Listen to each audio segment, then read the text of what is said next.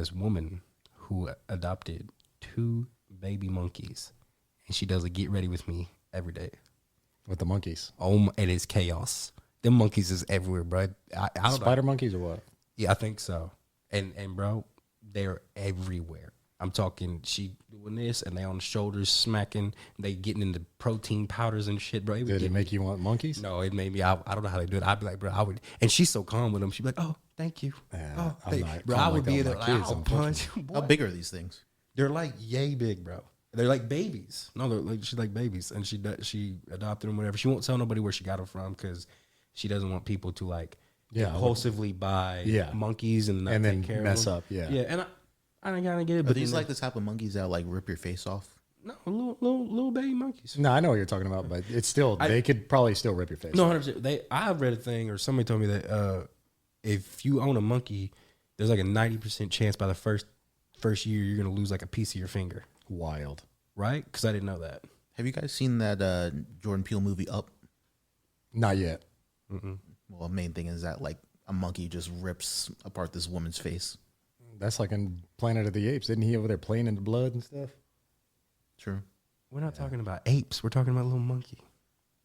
Same thing. Well, let's just not adopt monkeys in our future. And with that being said, welcome to episode 6 of the Maybe It's Me podcast. It's your boy, Nick. Across from me, my dog, as always, Devon. How we doing, sir? I'm doing fantastic. How are you? I am feeling great, dude. I'm happy to be back with you. You're such a face that I've missed for such a long time. It's been like a full week. I'm already sunburned. Don't make me blush anymore, sir. Thank you. Thank you. Don't make me blush more, bro. I miss you too, and I miss Paul. And of course, the man behind the camera, as always, Paul. How are we? How's it going, guys? I miss that, Paul, because I haven't heard that in almost 2 weeks. You know that? I miss you too, Devin. Thank you. Yeah, there's been quite a gap of us doing this podcast. It's been missed. It's been needed in our lives. That's something that we talked about.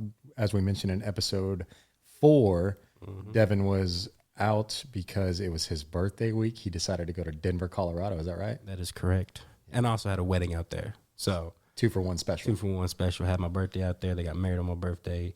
Good friends. So it was a good time. Spent a couple of days out there, and then now we back. I love it. I'm glad to have you. So your last week, this is currently Sunday. So your last week, how was it? It was good. I had a good week. Job's a little slow, man. Like, it was going good. I had some momentum. Kind of had a little bit of stuff come up, but we just getting through it. Yes, sir. So hopefully I get some good news tomorrow. Like tomorrow, 4:15. It's a big day. It's a big day for me. I need something specific on one of these jobs. I'm supposed to get it, so I hope it's so. All right. I hope you get it as well. Paul, how's your week been? It's been pretty boring, but I mean, how are we gonna change that up? Because one of your big goals is, I mean, I've been doing stuff. Okay, I'm just saying. You'll get into that in a second. One day, Paul, I strive for you to say I had the best week ever. That's tough for me. That's like nothing bad happened to me. Something bad always happens. Something bad always happens to everybody, man. It is what it is. You move Paul's on. one of those. The world doesn't have me. You can't focus on all the bad. Focus on some good. You got something to be proud of, blessed for, be grateful for. A lot of things, sir. A lot of things. And how was your week, Nick? Oh man, my week was good. You know, the whole week. What did I do? I celebrated my daughter's birthday. It's the day after yours. So happy birthday! Oh, really? Yeah. That's so we celebrated our daughter's birthday last weekend. We went out, celebrated her birthday. Had a birthday party. It was very good. It was, the right amount of kids, the right amount of family, the right amount of people. It was awesome. Beautiful. So did that. Work's been good. The week has been somewhat okay. Getting my goals and how I'm a huge failure at them right now. But we'll get into that in a second. But the week overall wasn't bad. It was very basic though. We talk about our patterns and we talk about breaking that cycle of, like Paul said, the boredom. And we do that by, doing this podcast, by seeing each other, sharing some fellowship, a little bit of accountability is probably what I needed to get through my week. But we're back and we're at it. You know what I'm saying? 100%. And I'm happy to be here. Yes, sir. Yes, sir. And with that, happy to be here. And we've been talking about it, touching on each and one of us, our goals. So we've set out new goals in episode 4 with Bobby Mathis, the surprise guest we had there. And we set out some new goals. Paul, I'll start with Paul. Oh. Let me start with you, boss. How has your April goals been going? Remind the audience and the listeners what your goals were, and let's touch on what you've done so far. So my April goal was to get out of the house more on the weekends. So I challenged myself to at least twice during the weekend get out and do something. So this first weekend in April kind of started off slow because WrestleMania was this previous weekend. So that took up a lot of time just watching it. I get it because I watched the whole thing. Shout out WrestleMania. Shout out Cody Rhodes finishing his story. Shout out, what other big moments did you think? The Jey Uso match was, I mean, the main event was Sami Zayn. Shout out Sami Zayn, beat the Intercontinental Champ. I know you don't know nothing about what we're talking about. You gotta get into it, Devin. Wrestling's back. Yeah, and The Rock is back in wrestling. I was stoned. It doesn't matter what's about to come out your mouth right now, boy. Look, I watched one with y'all. When y'all watch, y'all know Next pay-per-view's Backlash. Yeah, but that thing's It's happening a while in away. France. It's So a while away, and the time's it's gonna be like early. Okay, well, we watch it. Maybe we watch it at like one of Alex's places or something. Go set up a pastiche or a tap rack. Let's do it. What activities did you do besides WrestleMania? So Saturday kind of didn't do much because I was kind of focused on getting ready for WrestleMania. But Sunday I knew how to get to it. So I called Nick, told him my plan. So woke up early. For the first time ever, I went to a restaurant and ate by myself. Yeah, baby. I went to IHOP, got myself a little breakfast sampler, some bacon, sausage, French toast pancakes. That's all I needed to hear was French toast. It was good. So did that early in the morning, got one out the way real quick. And then a little bit later in the day, maybe around 11, stopped by Barnes & Noble, picked myself up a little coffee. I love that place. And then looked at some books and called it a day. Didn't buy no books though. I'm still upset you didn't buy a book. I mean, what is this? I get a lot of people don't buy the books, but they'll read the books. Paul just took a stroll through Barnes and Nobles. Yeah, like give me. Don't just say you went to Barnes. and Noble. Give me like a thing. Did you go down every aisle? Were you there for like 5 minutes? Did you just do this just to do this, or was you there looking? So for I something? did it to do it, but I looked up on the internet if you could just like sit down and read the books at Barnes & Noble. And they said yes. But when I got there was nowhere to sit but the coffee place. You're allowed to bring the books over There there. you go. It's in the same store. I did want to risk it. So risk what? He thought security was gonna pop out of nowhere on him. they were going to pull a Devin. They were going to, sir, Whoa! How did you? Whoa, I got you. some Okay. Barnes & Noble lady was going to spear me out of nowhere because I was taking a book. You took it from the carpet to the tiles. Yeah, You said, that's "No, sir." literally. You That's took it. it past a small little barrier. It was a clear divider. So didn't buy anything because I was just going to go there and read it.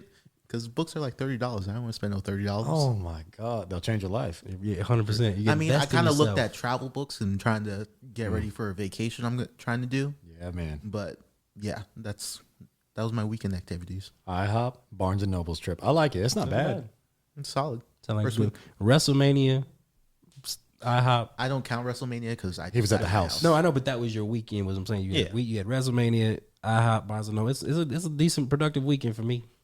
What about this weekend? It's Sunday, so Oh, that is true. So second weekend. So yesterday, watched UFC 300 with one of my friends. Went over to his place, cooked up some steaks. you cooked. Yeah, steaks are my thing. Chef Boy Paul in this mother. When did I cook a perfect medium. You a perfect. Yeah, I bought a cast iron skillet. You and sear it everything. and everything. Yeah, you sear it first. Let first side 1 minute, then you flip it. Add some butter. Add some garlic. Add some thyme or rosemary. Get a good sear on it. Then you I wish stick they it in could the see you. oven. I wish they know. could see the way you're moving right now because I could tell you're passionate because you he over there? He's over there imaginary. You cooking dancing that as you're steak. cooking. Oh Yeah. yeah, I'm grabbing. I'm basting the steaks. Basting is crazy. Normally, I like to sous vide my steaks, Sauvé. Okay. but my friend picked up the steaks, so I didn't have time for that. I usually maybe 8 hours, get them nice and tender. But didn't have time. Hey, this is brand new information for me because he's in his bag right now. I didn't know you was a chef like this, Paul. Oh, ever since I moved out of my parents' house 3-4 years ago, this is my thing. Oh, God, this- Sundays. Like cooking's your thing or steaks are your thing? No, I hate cooking regularly, but steaks are my thing. That's why it's so brolicky. was Looking like, like I Michael just- B. Jordan. I'm a little upset because I just went to HEB like an hour before this podcast and picked up steaks. And now I should have known because I'd pick this all up. So if I knew you was gonna be out here cooking like this, Paul, I'm sorry. I already had my steak for this week, so you can still cook one meal. Sure. When he said sous vide, that reminded me. I don't know. You probably not. And probably never mind. My story is not going to resonate with y'all, but hopefully for the viewers and the listeners out there, it's in Fresh Prince of Bel-Air when Will Smith burns the kitchen down because he's like, I flambéed. I seen Jeffrey flambe, and so I tried to flambe. It's a funny scene. Yeah. I don't know if you watched it or remember it. I doubt it. I don't remember it, but I did watch Fresh Prince, so I do know the show. Don't come for me. The scene is incredible. But anyways, a great weekend. Great weekend. Got one more thing to do, unless I count doing this podcast. Yeah, this this don't ain't count. It. What you doing? I'll figure it out when I leave here. I ain't got much time. Yeah, you do. You got plenty of time. I don't like going out at night, though. The freaks come out at night. Sun goes down, I stay home. Yeah. Hey, we getting into the summertime, baby. This sun about to be up till 9, so you got plenty of time. True. Definitely. I'll go next. My goals? Yeah, man. Just call me a big failure out here right now. Come on, man. So my goal for April was to try and work out 3 times a week. Last week, it was 1 time, uno. And, it's just laziness. It's just lack of accountability for myself. And just, I can't sum it up any more than just laziness, bro. So wait, just because I want to see you achieve your goals. Yeah. How can I help? Because I know I was texting you. Damn, I appreciate that. I was texting you and asking, you hitting your goals? You did work out one day, though. I know you did. Yeah, I sent you a picture. Yeah, boy, did you ever. That was a nice picture. But like, for real, what do you need? Bro, honestly, it's just getting out of my head of I think I talked to you about this before of, you get through work and it's a mental drain. Yeah. And Paul knows because Paul, for everybody out there, when me and Paul talk about how, we're constantly around each other because we work together. So Paul knows like my job can be very taxing. I'm talking to a lot of people. I'm doing a lot of things. I'm trying my best to answer questions as much as I can possibly answer questions. So I'm get home and I'm mentally drained, but I got to be a dad as well. So, and a husband, which is probably the more important side of that. Pick your poison, but they're both extremely important. And that's something that me and my wife are working on is trying to how to have that work life, marriage, kids balance. And so when you're done with all of that, you get your free time. And so it's like, damn, I'd rather watch TV or I'd rather play the video game or I'd rather do something I want to do. Working out's just not it right now. You know what I'm saying? Yeah. But working out is important. There's some health stuff that obviously plays a part. I'm 30. I don't want my 200 pounds to be a pudgy 200. I want it to be a solid 200. So I gotta definitely keep up the working out for that. 32 is not. It's that tipping point. You know what I'm saying? You gotta make that more. It's that tipping point. So we got a summer trip coming up to the beach. It's just simple. We're just going down to like Corpus and stuff. Nice. But I don't want to be the guy out there trying to look like Baywatch on that beach. I would love to. So last week worked out once. This week I did work out yesterday, so that's 1. I'm gonna try to work out tonight. That'd be 2. So I still haven't fully achieved it. It's not looking good for your boy Nick out here when it comes to his goals. But this is what this show's about. You know what I'm saying? Yeah. So one thing that you can help me do is just stay in my ear like you're doing. My wife is doing the same thing. She's tremendous about trying to remind me about how we need to kick it in gear. We're both very hard on ourselves with that, but at the same time, like we do have a full understanding that it takes a balance, and that's what we're trying to. That's what we're trying to identify right now. I'm already gonna let you know, Paul. When's the next time we going over to your house? Sometime this week. Yeah, anyway, sometime this week, Paul. Bring your workout clothes. We all working out at Nick's house on whatever day. This? Paul, you part of this team, player. Dang. You gotta do it. All right. We gotta support Nick and his goals to hit the 3. That. So if we gotta work out with him to hit these 3 days a week, we doing it. I appreciate that. All right. Devin. Yes, sir. What about your goals? My goals. Currently a work in progress. But I feel like I'm going in a good direction. Okay. Because as I said, when I said on the podcast with Bobby, my goal was 250, or I was 253, and I wanted to get to 245 by the end of April. Yeah. Well, y'all know I went to Denver. Yeah. And your boy, I enjoyed Denver. Divulged. I enjoyed Denver. What'd you eat? Anything, bro. It didn't matter. Yes. Like, I wasn't watching nothing, okay? And I had a ton of alcohol, ton of beer. So when I came back April 8th from Denver, I was up to 260. So I was like, sheesh. So I had to get it down. So about 7 days later, yeah, we past it. I think I sent y'all the picture earlier today. Yep. 248. So I only got like 3 more pounds, but I'm it's all about maintaining it at the end. No, of the 100%. I'm gonna maintain it. That's what it is. I mean, like I said, I was telling Paul, we done seen you on Instagram for anybody that follows you on there. You know what I'm saying? You was a glizzy warrior this last week over there at the baseball game. Devin went to the baseball game, had himself about 4 or 5 glizzies in that thing. Did the challenge, man. Did the 1 inning, 1 beer per inning challenge, but I didn't do a beer just because I was trying to watch it as much. But you're still trying to be healthy with it. Yeah, I'll take these glizzies, but hold the beer. Yeah, man. There's something like I gotta enjoy something, man. Like I'm not gonna kill myself. Like you still gotta enjoy yourself. I don't enjoy myself, but like I am like people don't really see what I'm doing, but like I'm on my shit with it. I'm almost on 2 gallons of water a day. I'm definitely hitting 1. I'm almost on 2. Like I said, I was at 260 7 days ago, and I'm at 248, and it's just maintaining that shit and making sure I don't eat the wrong stuff. That's it. Went to HEB today so I can get all my meal stuff going instead of, because a lot of times I like to eat out during the week or something like that, like when I'm not really focused on myself. Nah, I don't really like. I don't want to lie to you and say like I'm in the kitchen on a Sunday flipping it all up and doing. No, I'm doing none of that. But I do have meals for every week of the day that I like stuff you know you're gonna cook. Yeah, and so like steaks is one of them. So I'm a chicken, rice, and beans guy. If I cook, that's all I will ever meal prep. But outside of that, I'll just pay for somebody to give me my meal prep. I'm lazy like that. I'm looking into it, man. It's like really convenient, like Gainful and stuff, man. I'm looking into that. It's really convenient. Like Paul said, I ain't trying to spend money on it though.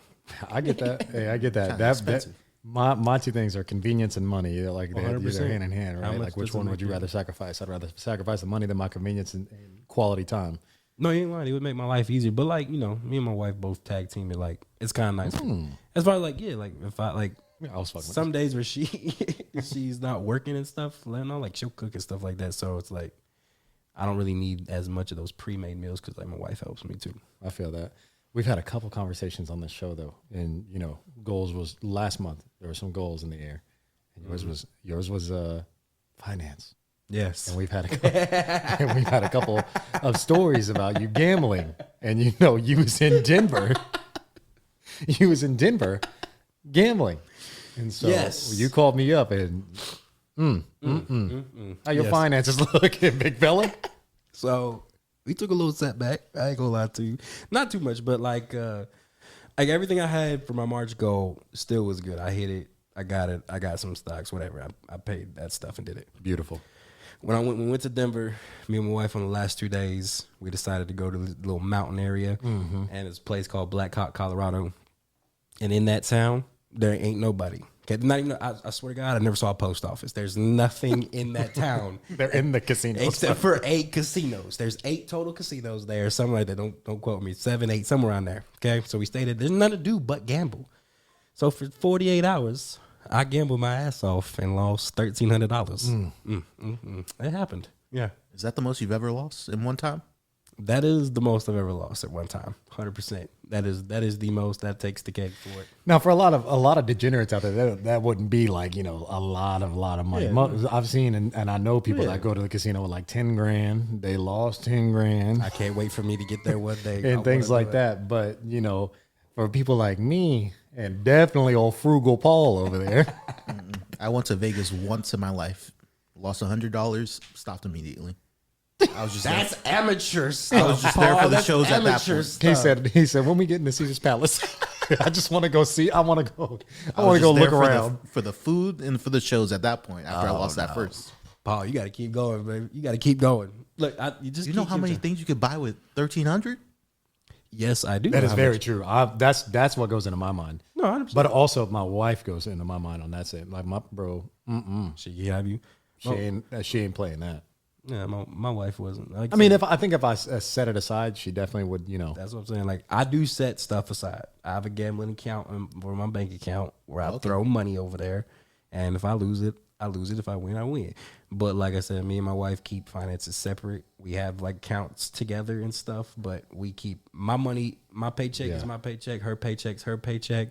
So she don't really give me shit on stuff if I lose stuff, as long as bills are paid. Bills is paid, and we moving towards our future. Because like it works out that way. Because like I said, if she give me stuff for that, She keep our house like a freaking Amazon warehouse, bro. I swear to God, we the exact reason. Like, why you see Jeff Bezos out here and being the richest man in the world? It's because we're supporting it. Yeah, like 100%. My household is too. I've damn near seen these Amazon drivers by name now. Okay, Yeah. Hey Steve, you need a water bottle? You know what I'm saying? Like I'm telling you, bro. Like It's a hot summer, Steve. We know these motherfuckers, bro. I know when the Amazon cars are coming up. So crazy. no, it's fine. So I lost a little bit of money, but. So what was your wife's reaction? Did she care? Nah, she didn't care. She actually gambled a lot too. She did a lot better than me. Was she up? No, she was down 1,100 for a minute, and then the last night she went on slots because she be killing slots sometimes, and then she got like $500-$600 back on that. So she only down like a couple $100. Shout out to Mrs. Coming back. She Bringing the team back. The past 2 gambling times, I didn't go lie. She done did better than me. So Yeah. I ain't jealous. I ain't mad. Hey, do you? She said, "You want to talk about team? What team? You ain't pulling your part." She the only one walking out that casino with money the Come past on now, 2 times. bro. What were you playing? I play blackjack. I love blackjack. I'm gonna get into other games, but I just love blackjack. And like y'all go into the thing where y'all say like, "Oh, can you imagine what you can buy with $1,300?" And I say, "Yes, 100%." I spent $1,300 on a fucking MacBook. I don't use that shit. It stays with dust over it, bro. So like You're right. The casino using your shit. My fun, bro. My happiness, whether I lose it or not, is playing blackjack, bro. Like it just is. It gives me. I can't describe it. If you know, you know. It just gives me crazy good energy vibes. No, I mean, I do understand it. So, like blackjack, I'm too stupid to play. I can't do math fast enough. I just can't. I don't. For me to get to 21 in my head, boy, everybody at the table will be mad at me. I'll be looking at my friends for help. He over there. Literally. All right, hold up, dealer. Hold up. You rushing me. I might have something on your ass. So, I step aside when it comes to black. Unless I got one of my homies with me. On God. I said, we 2 30-year-old dum-dums. That's one of my dum-dum moments. Math is not my strong suit.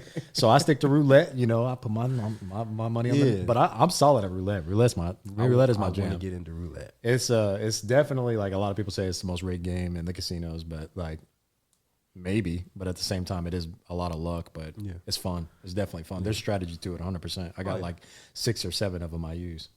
I love that.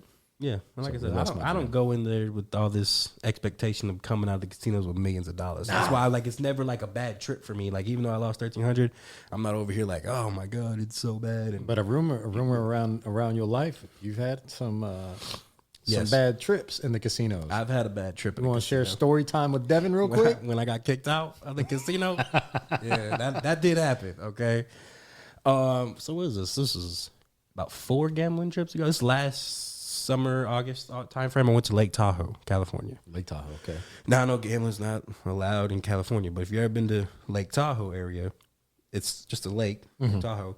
On one side of the lake is California. On the other side, it's Nevada, right? So we stayed in California, but we're out there with friends and family. And I was like, I was just my wife, can we go gamble for like just a couple hours? Nothing crazy because we want to come back and do that. But they were like, those couples were doing their things. And so I was like, let's go gamble. We went to some town, I forget the name of the town, but it's out there by Lake Tahoe, and we went to a casino. And I was gonna, because we were with other people with the vacation, I didn't want to like spend my whole day at the casino or everything. Yeah. So using time slotted. So when I'm under the gun like that, or when it's like that, what I like to do is I'll take whatever amount that I have that I'm going to gamble with. I put that all on my first hand. Put everything. I go out right there. And immediate martingale's crazy. I immediately do it all, right? So we get to this casino, and it wasn't packed, so it was nice. It was pretty cool. I found the table I wanted. I was the only one at the table. Beautiful. I love when that shit happens. So I sit at the table, and I'm doing my thing. I had $500. That's what I brought to gamble. I was like, all right, let's put $500. So I put $500 down on my first hand. All right. So you go all in first hand? Yeah. Martingale right away. Because like I said, like I was there with other people, couples. They were only gonna be gone. Like I think they went to like the beach for a couple hours. You know, like it was just everyone's gonna go do their own thing for a couple hours. So I knew I wasn't gonna be at the casino all day. So like I said, I go to gamble. So if I lost it, won it, it don't make a shit to me because I had the money for it. That's what I planned for it. You know what I'm saying? So I was like, let's just put it all. Let's try to double up, get to a quick rack, and be done. Right? I did that. Set up there. Got my first hand. Yeah. I pull an 18, dealer pulls a 6, so we assume 16, right? Underneath, right there. Do that, flip it over, boom, I win. She busts. I got it. Up 1,000. happy as hell. I was like, this is where I messed up. I was like, I was going to leave because I was like, if I double up, I'm Get your gone. ass up. I didn't. All right. I'll tell you I didn't. I was like, you know what? Let me put another 500 in there. Right. So I was about to put another 500. Wait, but why I did this? I put another 500. There was a motherfucker who came and sat right next to me. Okay. He was like, hey, can I sit down? I was like, sure, do you? To the chair next to you. Yeah, yes. Wait, it gets to the point. Yes, it sits literally right next to me. Now everybody know like a blackjack table. If I'm the only one there. They got like 5-6 seats. Spread your ass around, bro. Go to the other side of the table or something. I didn't take the exact middle. I take the second to the right side. That's like my favorite. I like to be at the angle. I like to be at the little angle. I don't want to stare eye to eye. Yeah. I don't want to see. So like there was literally 4 seats to my left and I think 1 to my right, bro. All he had to do was go sit somewhere else. No, he didn't give us a space, nothing. He sat literally right next to me. I'm like, okay. So he's like, hey, is this seat open? I was like, I mean, sure, do you? I put 500 down. He comes in. He puts money down, okay? So I was, and normally, like I said, I was going to put that 500 and walk away, but I didn't, and I was going to put it again, just try to get more money. I should have, and normally I do. My rule of thumb is if I'm not gambling by myself, I'm not the only one at the table, and there's other people at my table, I'll readjust my bet because he just did that shit. Like sometimes I feel like there's a planner in the casino. I don't know. I just get. No, I definitely feel that way. You know what I'm saying? So I was going to readjust my bet, but I was like, fuck it, I'm not. So I put my 500 down. He puts his bet. Dealer starts dealing cards. I pull another 18. I'm happy. I'm like, oh, yes, I'm good. He gets a 16. Dealer gets a 6. So we assume she has a 16, right? I know what I do. I stand. I'm not hitting nothing. This dude, he looks over at me. He starts chuckling a little bit. So I'm like, oh, my God. And like everybody knows, like he's supposed to stand because the dealer's got a 6. Bust, and we trying to let the dealer bust. That's how the table works, right? Yep. You didn't know that in other stories, but go ahead. I do know that. Anyways, so he looks at me and he's like wanting to like, I could tell he's wanting to gamble. You know what I'm saying? Yeah, like he just wants to he's do in it it for the thrills. He's there for that. And like, I wouldn't be upset about it, but I had $500 sitting on his hand.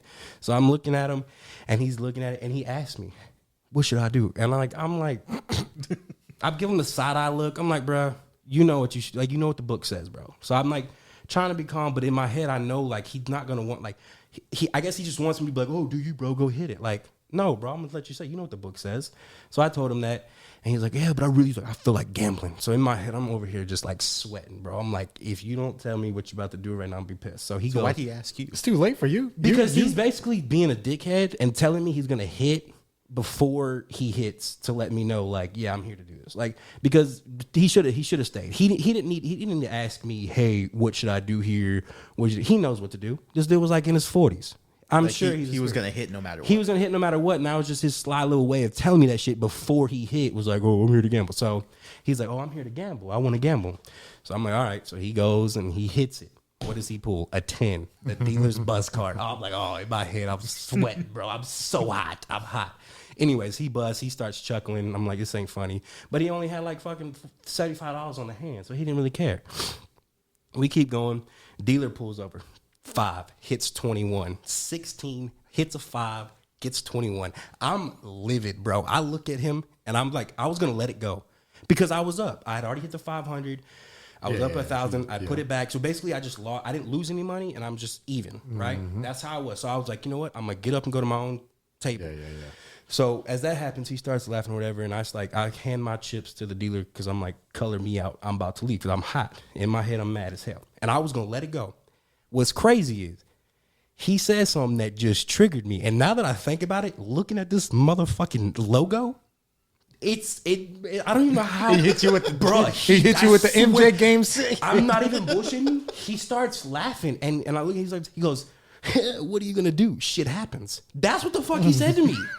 I was fucking hot, bro. So I just started cussing his ass out. I started out MFing him like a motherfucker, calling him all kinds of names. The dealer's like, is everything all right? I'm like, nah, fuck that dude. Like, it's fine. I was like, just hand me my chips, dealer. I'm going to go to another table, okay? Flashback to you. I think I told y'all a couple episodes ago, my gambling drink of choice is Angry Orchard. Yeah. So I had an Angry Orchard with me on there. So my ass, little petty, as the dealer's cashing my chips out, doing that, I grabbed the chips from the dealer for like the middle of the table, and I aggressively throw my elbow/forearm towards my beer, my Angry Orchard, and that shit spills all over him. Oh, he loses it. He gets mad, right? He's, oh, you did that shit on purpose and yada yada yada, and do that, right? What I do right back? What are you gonna do? Shit happens. I swear, I hit him with that, bro. He got fucking pissed. He's cussing me out, and I'm like cussing him back out. Fucking security comes, and they're like, "What happened?" I'm like, "No, fuck this guy. Like, fuck him and everything he stands for." I was so everything he stands for is wild. I don't give a fuck. I was mad as shit, and he was talking shit back, and we had our words, and like he wasn't gonna do nothing because he was definitely like an old ass, small 40-year-old man. He wasn't gonna do nothing at all. But he's like, no, he threw his beer on me on purpose and stuff like that. And I was like, I didn't throw it. I hit it like that. I expressed to the security. I was like, this is all that happened.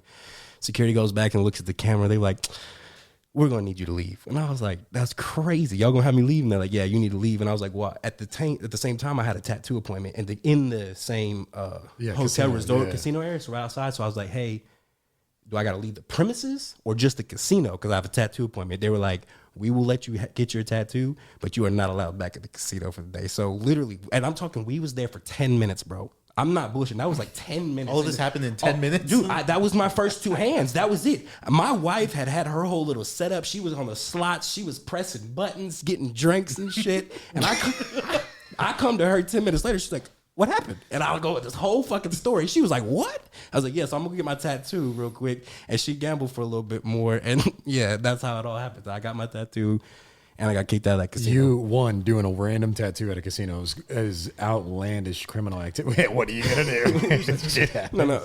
No. The person who owned the shop inside there used to be on Tattoo Masters, was like a person Ink Masters. Ink Masters, my bad. Ink Masters. So it was cool. Like it was all right. I didn't mind it. But did you get it done by him? Yeah. Okay.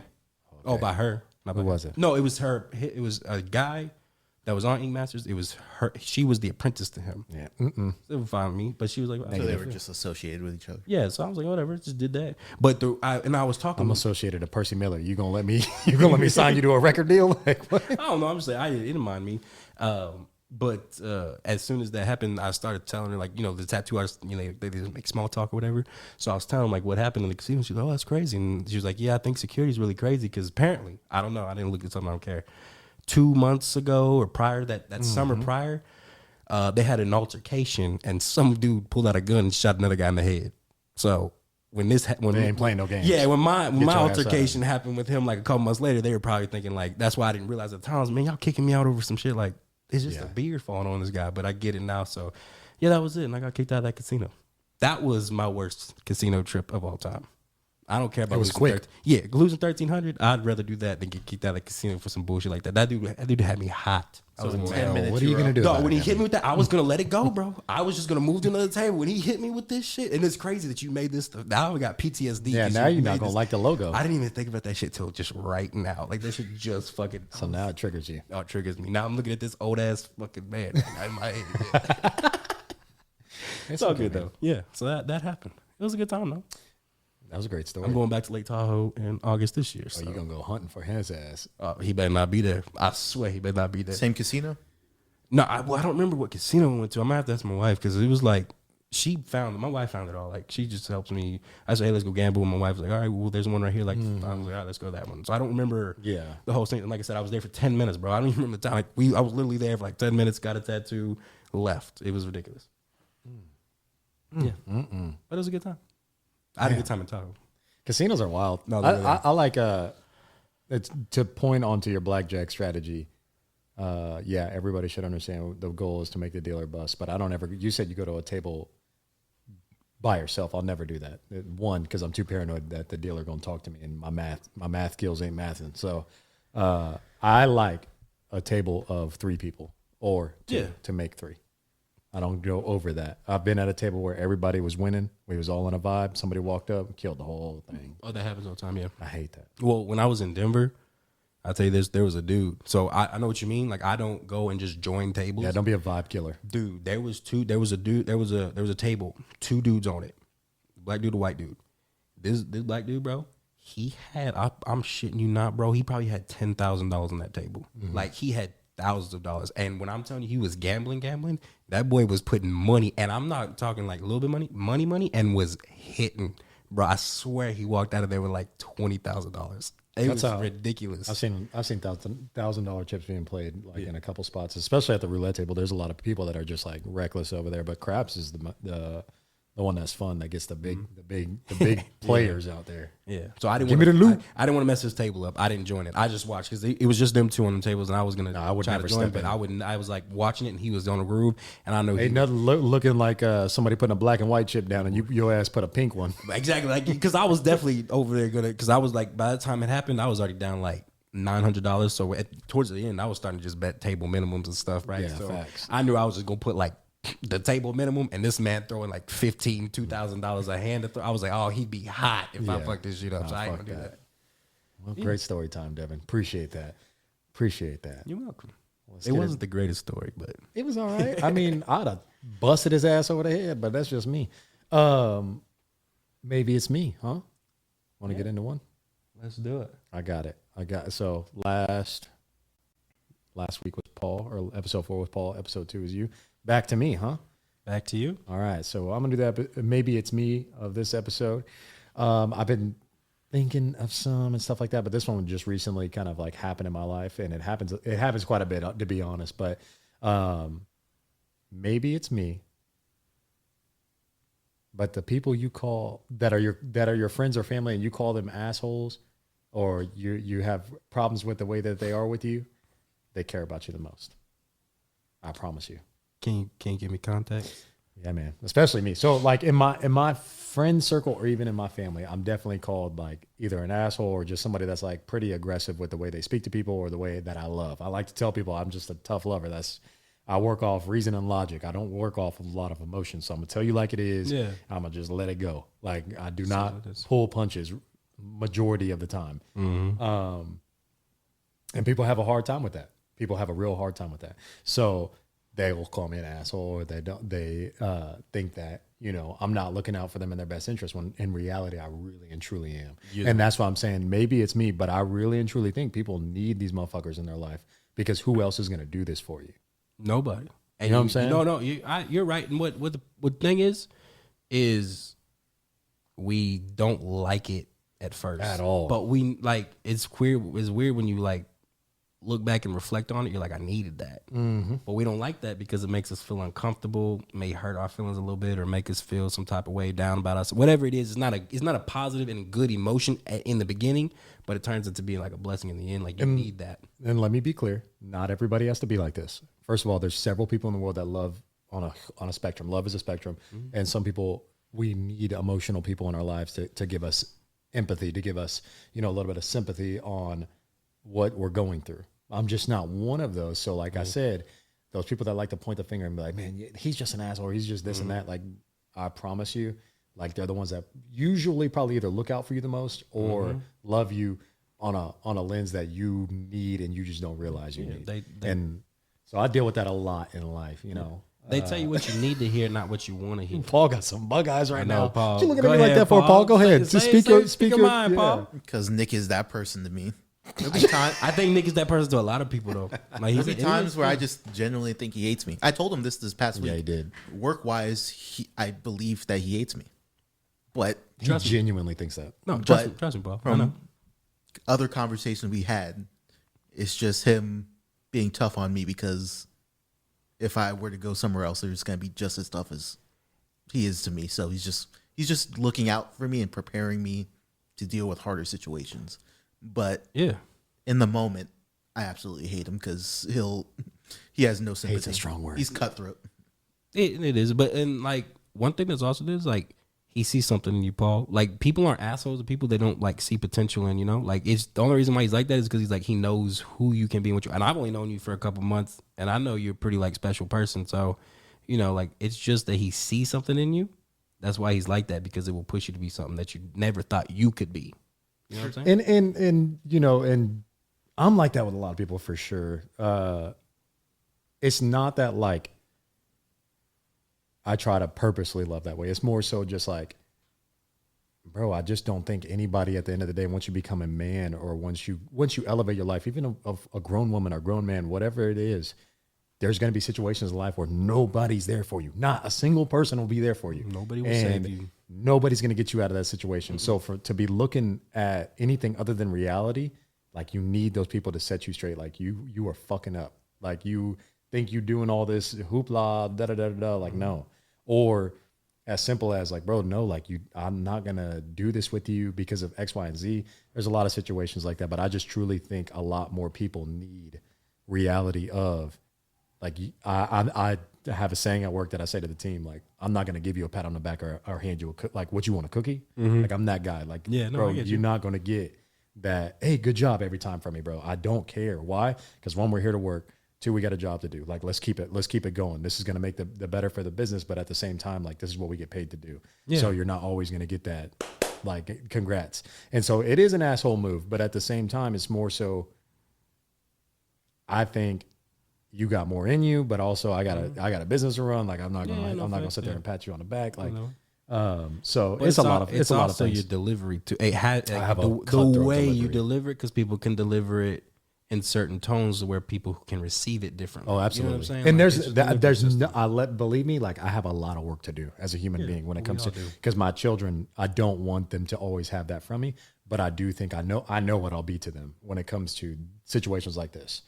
This is why I married a woman like my wife, because she is full of emotion, full of empathy towards people. Like, and she's my yin to my yang all day. Mm-hmm. And so we have a good balance with that. But it's one of those things where people need an asshole in their life. I truly believe. Maybe it's me, but I truly believe people need an asshole in their life. You know what? It's not you, but I want to know how many people will admit it. Because everybody knows we need it, but we hate it. Yeah, we run maybe from that shit. I got some people in my corner like that, but like for the most part, definitely in my life, like there's a lot of people that just sit there and understand, like, oh, Nick's gonna be a straight shooter. He's gonna send it to you raw. Like he's a bit of an asshole. Yeah, but we also, the older we get, the more we appreciate just like pure, just I don't say bluntness, but just like let's just get cut through the bullshit. Yeah. We enjoy that the older we get. Yeah. So, Paul, I know you got some aging to do, but like I promise you, it's all for you for sure. I always tell you at the end of it, like when tempers calm down and stuff, or when emotions get out of the way, I always tell you it's like in your best interest. But like my delivery could have been better. I start with that. My delivery could have been a little bit better, but this is what it is. But you do need somebody in that to just keep somebody to keep on your ass, keep you doing something. Yeah. If you stagnant, you're dying. No, but yeah, that's my maybe it's me, just because like I said, I've been experiencing that a lot. Like I've always been that my whole life, though. It's weird. Even in my 20s, like that's what I was called. I was called that asshole, that guy that's just this and that. But like, you know, my mom was like a lot like that to me, so I know it's kind of genetic, or I know who I got it from at least. But you know, there's a lot of people in my life that are the opposite. I feel like I attracted the opposite in a major way. Like I have a running joke that like all of my closest people around me are Cancers in the zodiac signs. Yeah. Not like I get what you mean. But like in the zodiac sign, they're all Cancers, and like Cancers are usually extremely sensitive people, like hypersensitive people.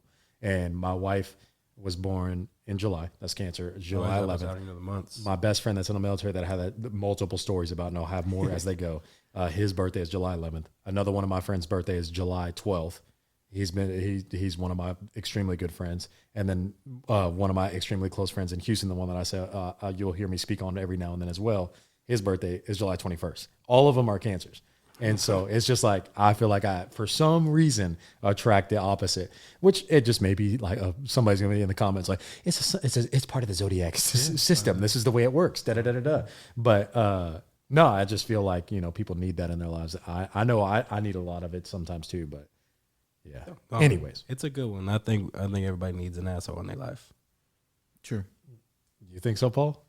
At times. You just don't like it when it happens, right? I mean, I hate it when it happens, but like, God, genuinely ask you, like when you 30 minutes, hour, day, whatever, after all that incident happens, do you ever just reflect and be like, okay, I see it? Nick knows it takes me a little bit longer than does it probably should. When you're young. The older you get, the quicker you'll process it and move it on. I tell them all the time, like, bro, you're so young, like it's going to take time. Wait, time out. Do you hate hearing like older people tell you about young stuff? Because I'm not gonna lie to you, when I was your age, I hated it. Fucking was like, bro, what are you doing? And then now I'm like that guy. I'm like, I get it. I understand what they're. And we're not even that old. Like, I still got old heads that be coaching me up, but like, for sure. I mean, not really, because like a thing in like my high school was our teachers constantly telling us like, you're gonna miss. Oh yeah, you're gonna miss this, yeah. And as I got older and started going to college and started working, I was like, I really had no responsibilities back then. Dog facts. Facts. Oh, man, that's crazy. I was young and reckless like a motherfucker, boy. I mean, I talk about it on the Alex episode about how dumb I was back in those days. But, bro, when I tell you, like, it's weird because I did have a lot of responsibilities for the situation I grew up in around my family and stuff. But, like, how reckless I was, bro. I mean, I've had shared some stories on the podcast before. I got plenty more of just like, bro, reckless abandonment. It's just nothing. You have to go through it to mature and become wise. This is part of it. It's part of going through life and enjoying the journey. The journey, Nick. I'm looking for the end all the time. But then I just wanted to share that. Maybe it's me. Speaking of the Maybe It's Me segment, we would love if our listeners and viewers would share some with us. DM us, comment what you guys think is a good one. Like, maybe it's me. And once again, this can be a very positive situation. It can be a negative situation, or it can be a situation where it just gets on your fucking nerves and you want to get it off your chest. But we would love to hear from you guys of what maybe it's me you have. And it could be a spur of the moment thing. Just hit us with it. We'll review them. We'll go over them. And we want to bring a fan favorite to the podcast and hopefully deliver it right. Hopefully deliver it in the essence in which you feel about it. Yeah, because the last one we've had a couple. Like I want your comments because I want to know what your maybe it's me is. I know we have comments about stuff like that. Have the Walmart comments. People been upset about the comments, bro. So go ahead and tell me yours is. So tell us one. We're all about it. You know, speaking of comments, you know, one of the things that we wanted to touch on this episode was, you know, our last episode, episode 5, it meant a lot to me. I know it meant a lot to Devon. Episode 5 was a huge one for us because we've never obviously done an interview with this podcast being so young. Alex Lewis, man, we can't thank you enough for coming on, doing your thing. It meant the world to us. And I do think it means a lot to people out there. I mean, Paul, when we got done with the episode, he was like shook on how awesome it was. Not only for us to be a part of it, but just to hear his story. That's something that we want to preach as well. It's like, man, there are 30-year-olds not only just out in the world, there's even younger than 30, but there's several people out here, but mainly in our city. You know, that's one thing I want to touch on first. I have visions of making this thing huge, but I want to be in our backyard and be well known in our backyard. And I want to put people on in the city of San Antonio, because when you think Texas, you think Dallas, Houston, Austin, and San Antonio is usually that fourth one that not a lot of people shine a light on. They call it big city, small town. And that's what it is. But man, there's some people in this one we got a lot of people out here that are doing major things. Alex Lewis is definitely one of them. So Alex, man, we appreciate you coming on. If y'all haven't checked it out, check it out. Episode 5 featuring Alex Lewis. Anybody have anything to say on that one? I just appreciate him coming because he did not have to. No, he definitely didn't. That man's busy. He got real things. I'm gonna say real things on, but he got a lot going on where it's just like he didn't have to do this, and he did. He took time out, and he came out and supported, and I appreciate that. And I think it shows too. Like, I mean, we've had some milestone markers that we wanted to check off, like within 5 episodes, and on that one elevated us big time. Like, we're up to 500 subscribers already. It's been. Past it. Yeah. So it's been, that was our goal. A true blessing. Like 5 episodes in, we're at 500 subs. That's a huge blessing. That's something that I didn't see coming. I thought we was going to be in this bitch with 70 of them, 10 of them, and, you know, 10 of them being fake accounts that my mom made or something. You know what I'm saying? Like, 100%. Like, it's weird. Yeah. It's cool. It's awesome. It's not weird. It's awesome. So we truly appreciate everybody rocking with us. So we just wanted to shine a light on that last episode. We wanted to shine a light on our milestones. It's something big that we're very happy about, because it gives us fuel to the fire of, we're doing something that people appreciate. We're doing something that we had a vision set out for, and it's only getting started. So this thing is this big. We want to make it even bigger. We want to keep it going for a long time. 100%. I agree. And now we're just trying on the road to get more subscribers. Absolutely. But with that being said, let's get into some current event talk, shall we? Let's do it. So big one last night. Was UFC 300. That was crazy. It was a great card. It lived up to being 300 for sure, in my opinion. For sure.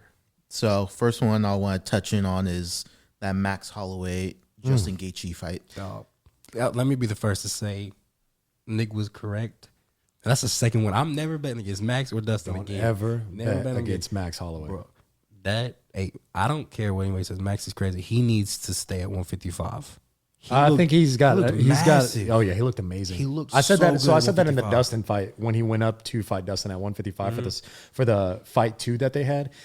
He didn't give his body enough time. The reason why Dustin Poirier found success at 155 compared to 145 is because he didn't jump into a last minute fight to where you just walk around with the weight that you carry. Like, people think Max obviously goes through a crazy weight cut to make 145, and a lot of people do that. Yeah. Aljo being one of them. Yeah. And so they think like they just do this walk around weight. Like, no, bro, you got to let your body develop into a 155 body. If you look at Dustin Poirier, just walking around when he cut to 145 compared to when he walks around now and cuts to 155, body's a completely different mature body. Max is sitting at the same thing. I do think going to 145 is going to jeopardize his energy levels and stuff like that. But I definitely think, Iliopora is a way better matchup than Volk. I just think Volk honestly has it's one of those where he has his card. Yeah. And I think it's a height thing, to be 100% honest. I think it's just hard to time. Volk gives you crazy angles. His height throws you off. He's very fast. He's shorter, but he has the same reach as you. So like the angles and everything in Volk, to me, are the reason why Max can't figure it out. But this fight alone, like I told you, I just think Max is the best boxer in the UFC easily. He throws a really strange 1-2, and he keeps adding to his arsenal with that spinning back kick that obviously broke Justin's nose in the first round. Crazy. Changed the fight 100%. Single-handedly is the reason why the fight got changed in the middle of it. He throws punches and bunches. He has like the most significant strikes thrown. He's up there. Every time you see it, he's got the most in UFC history. Yeah, like he's crazy. It's crazy. And he's only like what, 32? He's only 32. That's insane. And he's been in the UFC I think since he's 19 or 20. So and already the greatest featherweight. Yeah, greatest featherweight of all time. Baddest motherfucker right now. Clearly.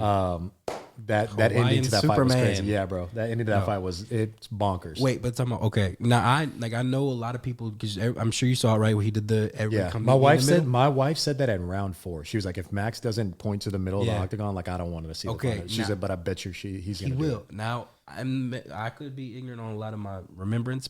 I don't remember someone really going, because Mac does it a lot, and like actually Ricardo Lamas meeting him. Ricardo Lamas. Did he? Okay, that's a long time ago then. No, 100%. It's been a long time ago. So like that was like the very first time I really seen someone do that, when Max did it, and then come meet him, because you see it and they squad, but you never really see something happen. Boy, that last second knockout was wild. I thought it killed him. So no, like the way he hit the floor, he hit the dog, he folded like and a the way chair, he was bro. out, like as long as he was out, they rolled him over, and he just he was still out, bro. They rolled his ass over. I said, "You want to see a dead body?" Rolled right by it, boy. That's crazy. Yeah, so he did that. The very first time he ever did that was against Ricardo Lamas, and Ricardo obliged, and they threw down. Like it was crazy. I love that. But like that's his thing. He did it with Brian Ortega too, and Brian Ortega I think obliged as well. Like obviously Max is just now gaining knockout power, which is kind of crazy. Because he's on a 2 knockout. Yeah, he is. He's on a 2 knockout streak right now against Korean Zombie and now Justin. But like he's never really had knockout power, so. Usually in the 5th round, everybody's up, and so he always like meet me in the middle. Let's bang. No, and that's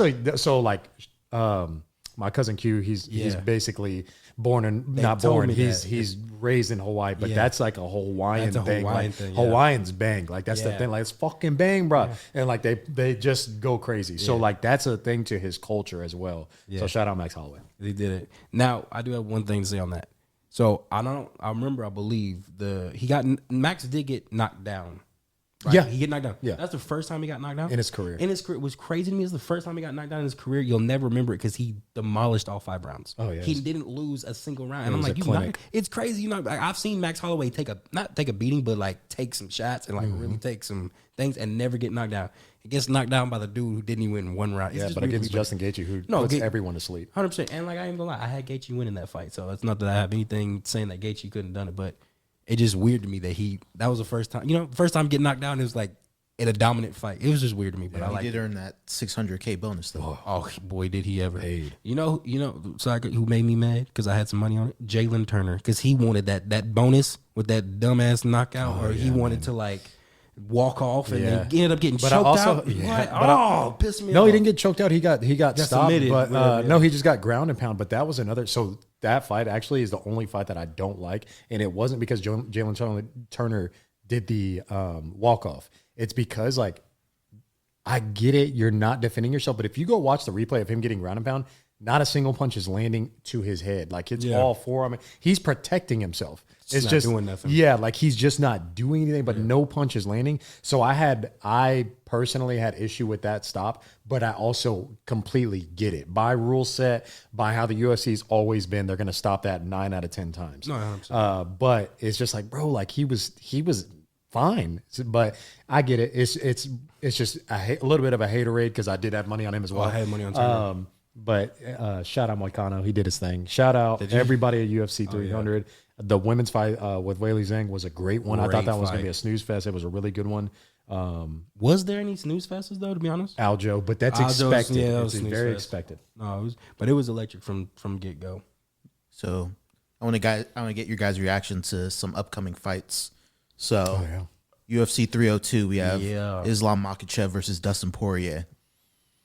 Islam. I've seen it, unfortunately. It's very hard to go against Islam only because he's what Aljo is. They just wrestle. That's it. They're just going to get you down and just wrestle. But I will say there's a fight, and I think it's Gilbert Burns, that Islam obliges stand up. Like he tries to stand up with Gilbert. Now that's a grappler versus a grappler, but I hope he tries to do the same thing. Because like he's at a tipping point now where in order to get more money, you have to be an entertainer. Yeah, that's what Dana's in it for. He does not care if you win or lose. So he's going to try and push Islam, and I think mentally Islam's going to be like, all right, like I really got to like stand up. Like, I can't.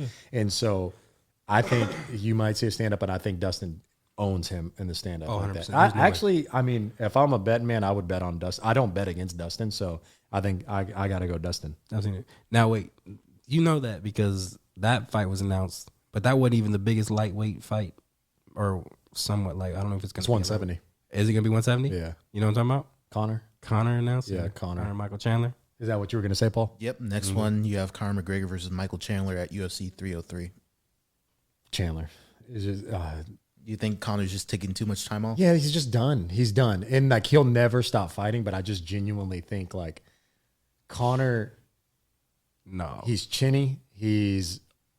It's all about timing too. And Michael Chandler throws the weirdest punches. The only thing I can see happening is Jose Aldo versus McGregor or Aljo versus Sean, where this looping right comes up, Connor cracks him with the left, game over. Now, Michael Chandler is very chinny as well.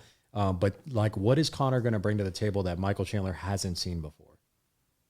That is true. However, like they're both experienced fighters. One's way more polished right now, currently, than the other. Yeah. Like McGregor has been out of the octagon for so long. It's been a minute, yeah. So I'm gonna go Michael Chandler.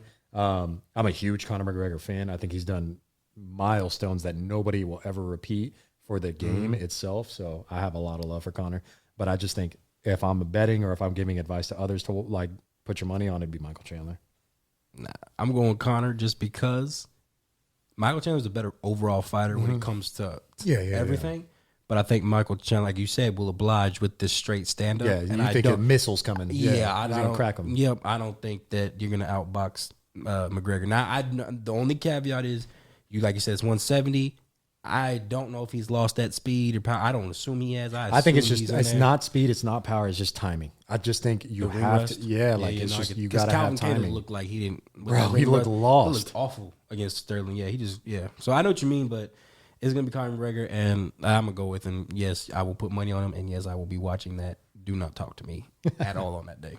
Well, listeners, let us know your thoughts below in the comments. Yes, sir. I am happy that he's kind of back, though. Connor, it's weird. Facts. It's always good. I don't know why. I'm kind of happy. I'm very happy he's back. He's a money grab, bro. It's always good to have Connor in the sport. I don't need the Khabib trash talker Connor. I don't need that. I need the trash talking Connor. Either Nate Diaz or what? Yeah, just don't give me all the disrespect and the don't go at somebody's religion. Yeah, don't do all that. Come at him like I just need I'm gonna knock your ass out and then nothing you can do about it. Come see me in this. It's hard to trash talk though when you have more money than all of the fighters combined practically. So like it's hard to like. What are you gonna say to him? I'm gonna go in that ring and dog walk you, bro. Yeah. Dog walk you. What else you got, Paul? So next up, we got Bronny entering the NBA draft, but still keeping his college eligibility. What are you guys' thoughts? AKA, he's really not. He is hiring an agent behind the scenes. Yeah, no, I agree. We've kind of talked about this through text and stuff, but like I just think it's weird because your uncle, quote unquote, is Rich Paul, so he's the biggest agent in sports or in basketball in particular. I think My take on this is Bronny, and I listened to this and I agree with it, but I also kind of thought this watching him in the college. College was dog shit, right? He averaged like 6.3 points, whatever it was. He didn't get a lot of minutes. I think Bronny James is built for the NBA.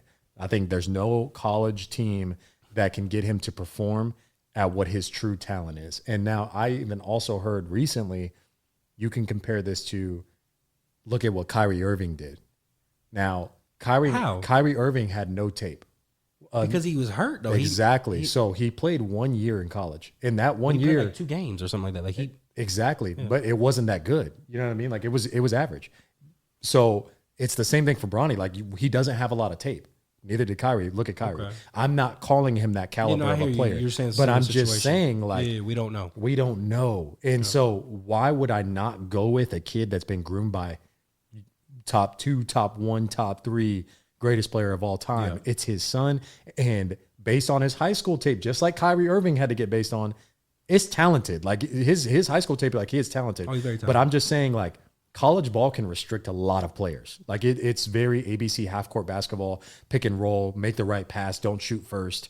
And so his is more open, fast break. I know how to play the NBA level because that's all I've ever known. Yeah. And I've played with NBA basketball players my whole entire life.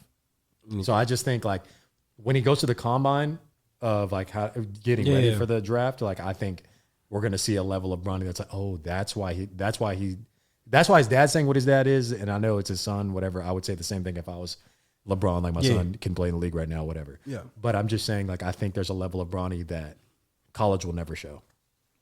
Now, we talked about this on Friday, right? When we was texting about it, we figured about it on Friday, and you expressed that, and I didn't agree, and I still kind of to this day don't. Right, no. I did more research, or not research, but I was like going through things, and I saw other people speak on it, like Gilbert Arenas and stuff like that, speak on it. So it did open me up to a different perspective. However, I do not think that way. As far as I hope the best for Bronny, right? But I think he'd be a lot better if he did not go to the NBA this year. I'm not. I agree. I think there's people that pull the trigger too fast. Yeah, and I'm not saying go to college, not go back to college. I'm saying you go overseas, go G League, do something. Right. But I do think he's doing this strictly just for his dad because his dad wants to play with him. And I do think we are seeing the end. Obviously, we're seeing the end of LeBron. Obviously, I mean, it's not, you know what I'm saying. But and he's still there. But this December, LeBron's gonna be 40. Okay, like he's not playing. Time is ticking. He's not playing forever. So I do think this is a rush decision, which I do hope that you are right. But I think this rush decision is that it could be detrimental to Bronny and his development. I mean, I'll say this. I could care less if he's good or not. There's so much more talent in the game of basketball than Bronny James. It'd be cool because he'd be the first greatest of all time son to actually be good. That's why I wanted to be. Like, that would be dope. But at the same time, it's like, bro, like, okay, if he's not good, he's not good. If he's good, he's good. Like, it doesn't really matter. There's more talent than we've ever seen in today's game. Yeah, and like this, the reason why I don't know this for a fact, I'm just saying maybe somebody does out there know. Have we ever seen a father-son be in the league and they both become Hall of Famers? You know what I'm saying? Like it's always been like if the dad was in the NBA, Klay Thompson's probably the closest one. That's a random one. Klay Thompson is a close one. He might make it, but like, but you think like the Currys, like it's either the dad played in the NBA and he was the best out of the two, or the dad played and he wasn't as good, but the Klay Thompson's dad's not even a Hall of Famer. I'm tripping. Yeah, you said Hall of Famer. Yeah, that's what I'm saying. So like LeBron obviously Hall of Fame, and Bronny could have been the first one like to have that, but like it's always weird. I just wanted to see like the father son be there and they both be. But we're just now getting into the realm of like, these killer Hall of Famer people that aren't technically Hall of Famers yet. Their sons are about to be crazy. Like, you're right. Like, yeah. Hey, bro, random NBA thought, and I don't know if you have this on your current events or not. I shout out the NBA, shout out, and this has nothing to do with the NBA, actually. It has to do with the dog shit city that's Philadelphia, Pennsylvania. Have you been there? I will never want to go. Listen to my take. Okay, so first of all, y'all celebrated a quarterback that y'all got rid of the year after, and Nick Foles getting a statue outside of stadium. He stayed the next year, then he left. Okay, so whatever. Man got a statue, right? Deserved. Okay, it was deserved. First ring, cool. Then Allen fucking Iverson. Oh, that statue was so disrespectful. He got a statue the size of this cup, bruh, and had to unveil it in front of thousands of people. Y'all have in Philadelphia, a 12-foot bronze statue of Rocky, a fictional character. But I'm surprised the streets of Philadelphia ain't on fire right now. I'd riot, boy. I would have ran that shit over. Did you see the video? Yeah. There's no. I know Iverson. He was glad, but I know in his head he had to be like, these motherfuckers. Bro, before I would have pulled the curtain off, I'd have been like, why is this shit so small? Y'all dropping my actual statue? Everybody else's statue though, they look just as small. I don't care. That's Allen Iverson. See, you don't know what he did for the sport of basketball. He got me in. You don't know what he did for the sport of basketball. No, Allen Iverson statue that was like outside Staples Center, those type of statues. And if it ain't as big as Mount Rushmore, take it back because he deserves it. Bro, you don't. And that's why people from Philadelphia, y'all can leave comments. Y'all know what he did for that city. He is the answer for a reason. Bro. He's the reason why motherfuckers have cornrows, where armbands have. He's the reason why people have swag in today's league. He's the reason why people have a crossover in today's league. Don't get me started about Allen Iverson.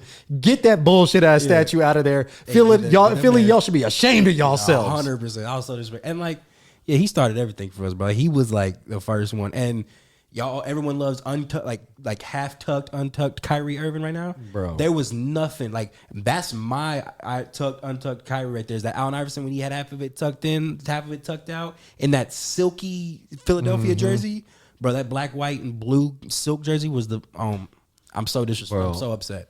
Yeah. They need to do better by my boy. Do better, Philly. City of Philly is trash. Crazy. Next current event, please.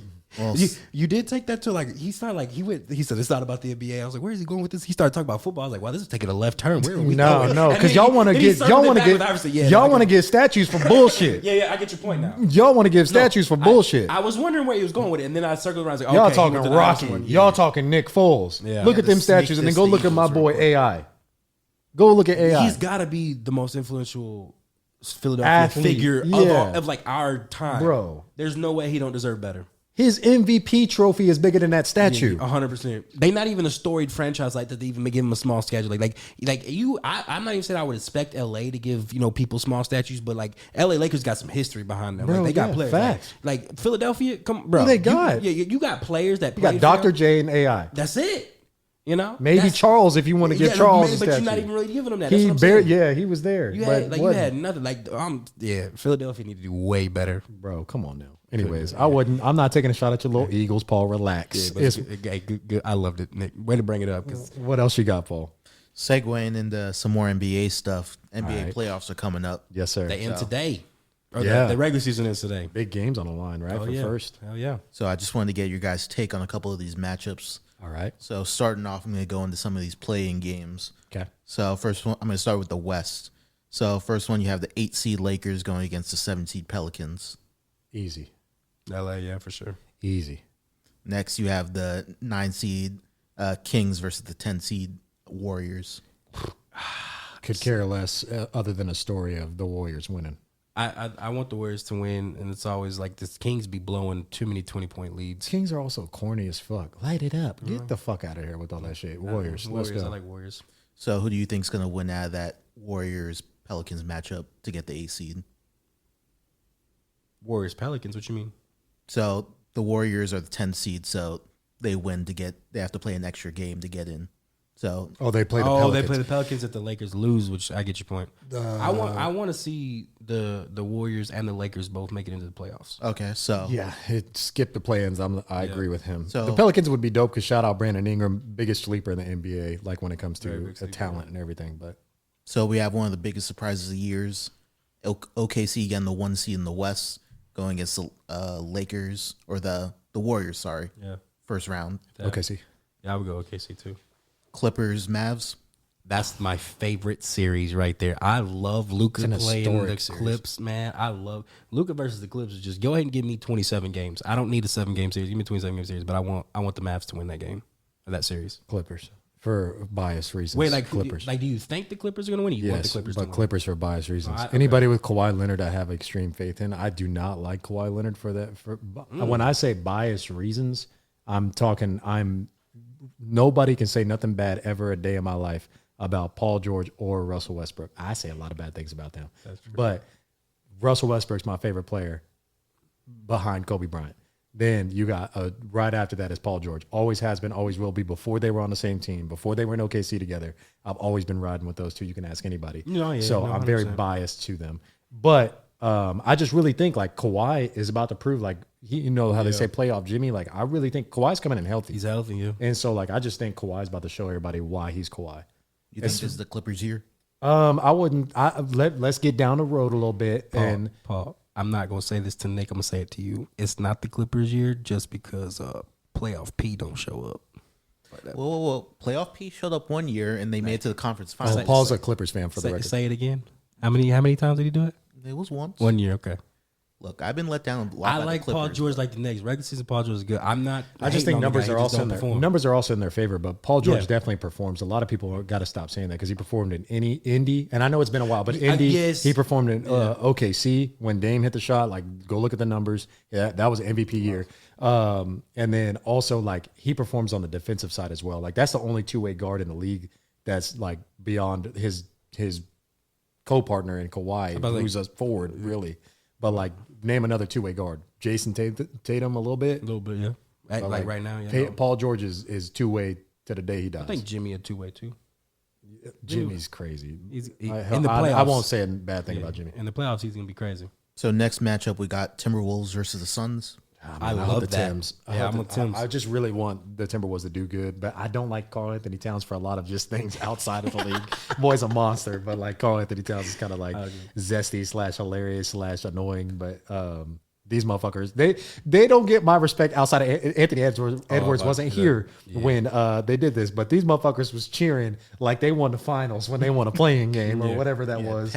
Pat Beverly was. They don't have a lot to cheer tell for. everybody. You can tell everybody. Ant was, crying, boy. Get out of here. Yeah, no, I do. I'm excited to see that series, and I want to see. I don't know who's gonna guard him, Durant, Booker, but I want to see Ant perform.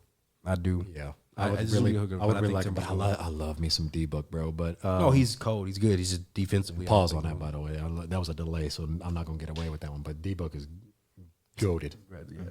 And then our last first round matchup, we got the Nuggets versus the Lakers. Unfortunately, it's bye Lakers. I mean, we saw it in the Western Conference Finals, which is really weird that people give a lot of hate to the Lakers when they made it to the Western Conference Finals. But I'll go Lakers. I'm a Lakers fan, so Lakers.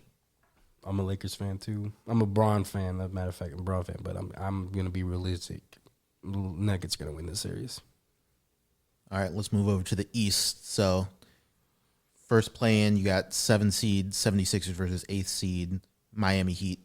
Sixers. They shouldn't even be there. They're there for a reason that we all know why they're there. For sure. Yeah. All right, and then to get into that next play-in game, you got the Bulls versus the Hawks.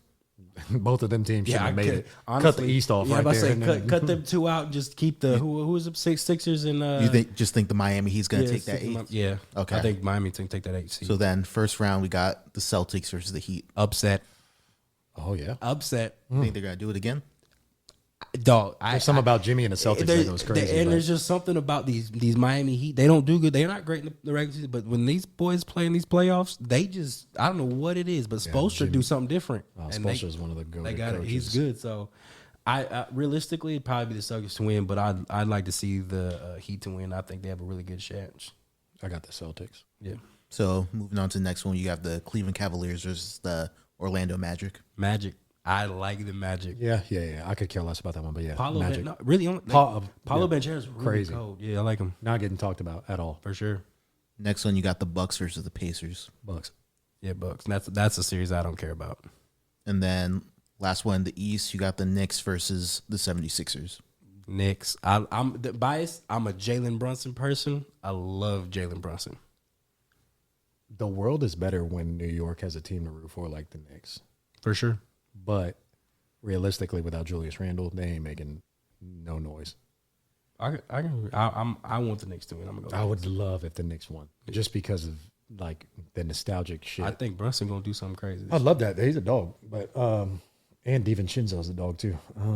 But I gotta go. What do we say? Who are they playing? Sixers. Yeah, sorry, Embiid. All right, audience, let us know your thoughts down below. What's like the most exciting series for you? The Mavs and Clips. Yeah, that's mine too. Okay, not like it's just you got so much talent, bro. You got James Harden, ridiculous. Paul George, you have Russell Westbrook, Kawhi Leonard, you have Kyrie Irving, you have Luka Doncic, all playing in the same damn game. It's an all-star game without it being an all-star game. Oh, it's gonna be a great game. And then you have like people like Terrence Mann. You have like Yeah, there's the so role many players are killers very in the good. Clippers, bro. 100%, It's insane. All right, moving on to our next one. So the Masters was this weekend. Yeah. Shout out to, was it Scotty Scheffler? Scotty Chef Dog out of Texas, baby. Let's go. Go to the Masters this year. How many is that for him? 2. Two? Yeah. He's cold, bro. Like, No, honestly I know and he's truly, cold. Scotty Scheffler might be the greatest of all time, and we're just now, like, it's just starting. I think he's been a professional for 4 years now, if I'm not mistaken. But, like, the comebacks he's had, like, when you get down a couple strokes, like, especially at the Masters, where that course will fuck you, he was down, like, he brought himself down, I think, 2 to 3 or 4 strokes even. He came back and held first place, maintained it. He's done that several times in other tournaments. The Players tournament this year too. He just did that, like, goated. Now, is he like, when you say could be the greatest of all time, I don't know because you watch it way more than I do. Is he young and getting started? Yeah, he's 27, but he looks Okay, so he looks like 40 he'll be in around the for a face. while, like where he can catch up. Yeah, he's 27, 28, looks like something 40 like in that. the face. That's Bro, I'm not playing. Google him. Man looks 40. I'm telling you, I get that. He's in full dad mode. Now, and you say he's the, it's like are you including both of these leagues now? Because I know there's like live or whatever. Live golf, and so live golfers, they played in the PGA. You know, I know that's what I'm saying. But you consider him the greatest out of all of them, like out of the every best league. player in the sport of golf golf. right now is Scotty Scheffler, easily. There's some dogs over there at live, but like Bryson DeChambeau, yeah. like he just did really well. I think he just got top 5. But like there's like nobody in the world is better than Scotty Scheffler. Okay. I believe you. I don't watch it. So with the Masters, prior to the Masters beginning, there's always the Masters victory dinner, where the previous year's winner has a whole dinner curated to their liking. So if you guys were to have a Masters dinner, what would it be? So let's go with one appetizer, a first course, main course, and a dessert. You'll make it first or what? Yeah, go ahead. First up to the appetizer. And speaking of appetizer, shout out Michael Scott. I'm going to Bloomin' Onion. Bloomin' Onion, shout out Michael Scott from The Office. We got to go there. Because Chili's, why? Because Chili's is the place that business happens. Oh, 100%. All right? So shout out Michael Scott and the appetizer, the Bloomin' Onion. That's what we're all getting. He closed that And deal. we probably getting one per table because I'm cheap. So you got to get your skins off. When 6 people sharing one yeah, Bloomin' pull where you can, because I'm not paying for all y'all to get your own Bloomin' Onion. So that's 1. 2, light, right? We got to go something easy on the palate. Give me some fried quail from Peggy's on the Grill in Bronny, Texas. You ain't been there, get there. It's flames, and they also do it to where there's maple syrup, and they serve it on top of pancake. Or you can get the option with cornbread. So I'm doing that. Fried quail cornbread, fried quail pancakes. Your choice, your option. You choose. But I'm gonna hook y'all up on that. I fuck with Try quail. it out. You I in like Texas, quail. you in Hill Country, go to Peggy's on the Grill, get you one. It's fire. Main dish. Man, That's where it's hard, right? what is Nick feeling for his main dish? Man, main dish, you can get to the South. Scotty Scheffler hooked us up with like a Southern barbecue one. You know, a lot of people don't know I'm from out the 9. I'm from out the NOLA sometimes. You heard? So you got to go something like a little boil. So I'm gonna go get me a little boil, not crawfish. Give me the crab legs. Give me the eggs, or this is the eggs, the corn, the potatoes. Give it all in a bag. We're getting a boil going on. So we're gonna have ourselves a little boil at the Masters. It's gonna be fire. Get your seasoning in there. Get your spices in there. I'm a no spice type of guy, so I kind of kill some people's vibes. But it's my bag. It's your bag. So I'm gonna do what I want on It's mine. my seafood You boil can get over your here. ass a little spicy bag. I'm gonna get mine a little. You all can be snotting at the nose and shit. I don't know how people do that, bro. They'll literally get something spicy and just sit there, boogers coming out and shit. I mean, I'm trying to get eat mine and not. immaculate, bro. Yeah, I'm not trying. I'm not trying to do that. I'll be sweating too much. But we'll do a boil for the main dish. Dessert. I'm not a big dessert guy, so I'll do something simple, bro. Give me like. Fuck all that cake shit. Give me like brownies or cinnamon rolls. not a Fuck cake it. person? No, cake is trash. Anybody that likes cake can go over there with it. What you got against cake? It's too much fluff, bro. Is Not it- enough wait, goodness. Is So you it like any? that dense brown? Give me sugar? that dense. Is it any type of cake though? Because you know any, what all, about all ice, of it, ice cream all cake? of it. Yeah, ice cream cake can pass, but at the same time, don't give me no cheesecake. Keep that don't over even- there. Don't give me no goddamn chocolate. No, Don't keep give that me no out your mouth. strawberry. Don't give me none of that shit. Don't give me no New You go to York. the Cheesecake Factory? Bro, the Cheesecake Factory, bro. First of all, who the fuck goes to the Cheesecake Factory? Everybody. The Cheesecake Factory got 30 pages. It has a holy fucking Bible for a menu. That's you have everything too for much everybody in the time. family. Man, that shit's microwaved. At It that got point, your little section of the menu. Just go to that section. Since bro, you it from got Nola, a pizza they got some side and it gumbo. got a burger side too. The gumbo's trash there. I've it's had it. whatever you Gumbo feeling. trash. It's just like, It's wild. first of all, I'd rather go to BJ's, the more modern version of Cheesecake Factory than Cheesecake BJ's Factory. is garbage. Dog. I hate BJ's. But Cheesecake Factory, nah, I don't go there for the cheesecake. I go there because I'm either being invited there. Like last time I went, my parents took us there because we was walking through the mall and shit, and it was just the closest restaurant. But like, But I'm not doing that. If you're going to Cheesecake Factory, you got to end with the cheesecake. Nah, fuck that. They're gonna be looking at me like I'm stupid because I'm just like, nah, give me a shake or something. I don't Not know. even like the New York cheesecake with little strawberries on top. Bro, of I've little never, strawberry sauce. No, don't do that. It's in there with a never gonna do it. Never. I'm not a cake guy. On God, I haven't had a cake for my birthday since like the age of 4. I don't do cupcakes. I don't do any type of sweet dessert shit. I don't do nothing except brownies and ice cream. So does your And wife shakes. just like stick a little candle in the pan of brownies? Facts. This is very much. She She give give me me two- she very gives- much Jeffrey Dahmer vibes. I can see right now. Then This we is going crazy. at the Masters. We're gonna watch this movie and finish our brownies before we leave. That's what you can do. Can they at least get a scoop of ice cream with their brownie? Yeah, bro. Go ahead and get Okay. it warm. We'll put a Okay, little I'm about vanilla to- on top. It's cool. Ugh, scared me, bro. Okay, that's crazy. Let's get to your little Masters menu, my boy. Well, see, the problem is, I'm not a planner. I know I plan my meals this week, but like I'm very much what I feel that day. Instinctive, yes, So like I know when we was talking about it, I said breakfast was underrated, and we should be doing breakfast for dinners. Okay. And like switched I still believe that. I am a switch up. Like French toast would have been my option, like for breakfast, but you can't do it. So I would switch it up though. You had an appetizer, right? Appetizer first, yeah. I would do like some Southwestern egg rolls. Shout out Chili's again. Look at that. Chili's killing the appetizer Southwestern egg game. rolls, yeah, them or like potato skins. Can you give like both? Can I get both of them? You got You option? got multiple. I just I said do like one. potato skins and like that. I'm gonna go Southwestern egg rolls if you give me the option. You Yeah, got, no, I Southern think, niggas I for mean, who was it? Rom won it last year and had the dinner this year. Yeah. Yeah, multiple like Hispanic dishes. And So you got multiple. so my appetizer, just because I still got to stick to the breakfast kind of thing, is what I was Yeah. gonna go with. I was at J Prime Steakhouse. Shout out Peter. place. Yeah. Peter invited me there. Well, he invited me there with a vendor that was taking us out there, and they had this little pancake. I cannot describe it to you. It was fluffiest pancake ever. It was like the size of a dime, though. Okay, obviously I want mine a little bit bigger, but my appetizer would be, or my first course meal would be that, and they threw a little caviar on top. That's pretty fire. I ain't gonna lie. I'm not a caviar guy. I'm not. Wined and dined you. I'm not. Oh yeah, he did. It was crazy. That bill. Wow. You think my gambling bill was crazy? You just saw that bill. But Caviar. Yeah, first them course? vendor dinners get a little wild. yeah, I love those. Those are my favorite ones. Those are my favorite ones. I didn't get home. I done ran it up on a vendor Yeah, stand. yeah. Like before. on a side note, I didn't get home till like 2:00 in the morning that night. That's how much all that went up. Yeah. That was on a Tuesday night, bro. I had to go to work the next day. So, anyways, that was fun. I'd probably do like something like that, just to be fancy. I'm not really a fancy guy, but just throw a little fanciness in there. Throw a little pancake with caviar. I know it sounds He weird. just wanted to sound good on the menu and get some respect out of the other players. Just like that. Like, what is this? Like, it sounds You'll weird. have Tiger Woods complimenting him. That's all I need. Shout out Tiger. Do that. Shout out. But yeah, so I would do that. And then my main meal would be steak, asparagus, twice baked potato with some rolls. Oh, You got a certain spot? I'm making it. Oh, okay. So you pulling a Paul. Sweet. Nah, but I guess you gonna be wearing your master's jacket, flipping them just steaks. sweating. yeah, just have J Prime do it because that shit was good as fuck there at J Prime too. But like honestly, I don't mind steaks from anywhere. They're always good. He's on the grill, bro. I'm telling you. I need to go there. I've been there, but yeah, I probably something like that, and it's very good. And then dessert, I'm gonna give you 2 options. You can either have strawberry cake with strawberry icing, or as I said, I am a slut for cheesecake.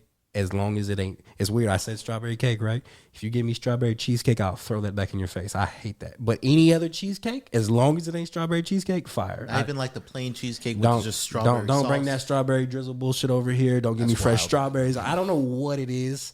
I just told you, strawberry cake, undefeated. Love it. That's my favorite cake. Throw some strawberry and some cheesecake. Get it the fuck out my face. Okay. Yeah, I don't know what to say. I'm picky like that, but yeah, cheesecake of all varieties. Love all of them. Besides that one, and those are gonna be 2 options. Audience, let us know which one you'd prefer. Wait, Paul, which one would you prefer? Yeah, which one are you going with?